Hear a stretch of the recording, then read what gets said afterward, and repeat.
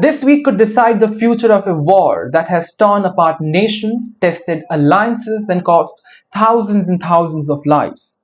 US Secretary of State Marco Rubio issued a stark warning. Washington must now choose stay and fight for peace or step back and let the storm rage without them. Appearing on Meet the Press, Rubio didn't sugarcoat it. He said, and I quote, "We are close, but we are not close enough." After 90 exhausting days of negotiations, the US is asking one brutal question. Do Ukraine and Russia really want peace, or are they just playing for time? All eyes turn to President Donald Trump after his surprising meeting with Ukrainian President Volodymyr Zelensky at the Vatican City, a quiet, tense conversation at the edge of Pope Francis' funeral. Trump later told reporters that Zelensky, and I quote, seemed willing to give up Crimea to Russia as a part of a deal. This is a bombshell statement. For Ukraine, a nation that has bled for every inch of its land, it was a gut punch. Kiev has repeatedly vowed no land giveaways, no surrender. But Trump's comments exposed deep cracks not just between Washington and Kiev, but within Washington itself. Over the weekend, Trump expressed deep frustration on social media, wondering aloud if Putin even wanted peace at all, or if he was just tapping me along. This is what he said, while the killing continued. Too many people are dying. This is what Trump wrote on Truth Social. Inside Washington, battle lines are hardening. Rubio warned that imposing fresh sanctions now could shatter the fragile negotiations. He said, and I quote, "The minute you start doing that kind of stuff, you're walking away from it."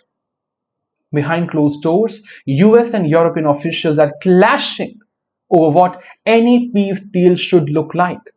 They're not on the same page. Leaked documents reveal a controversial US plan, legally recognizing Russia's hold over Crimea and swept off eastern Ukraine, sidelining Ukraine's NATO hopes and offering, and I quote, security guarantee led by Britain and France without America's direct involvement. In short, a deal that could leave Ukraine amputated and vulnerable. Germany Defense Minister Boris was furious. Speaking bluntly to German media, he called, and I quote, Trump's plan capitulatious. Ukraine could have gotten that a deal a year ago. This is what he said. He snapped at Trump. There is no added value now. It would be surrender. On ground, the war burns on. Russia continues pounding Ukrainian towns. Civilians dig trenches in their gardens. Hospitals overflow with wounded. Every hour without peace brings more bloodshed. Trump insists most major points of the deal are already agreed to, yet neither Zelensky nor Putin had publicly responded to this claim. Silence can mean many things: fear, calculation, or simply the calm before the next explosion. Rubio summed it up very well. This week, everything is on the line. The US must decide if it stays in the fight or walks away, leaving Ukraine to face its fate alone. In a world where power shifts in moments and lives hang in the balance, this could be the week history changes, for better or for the worse.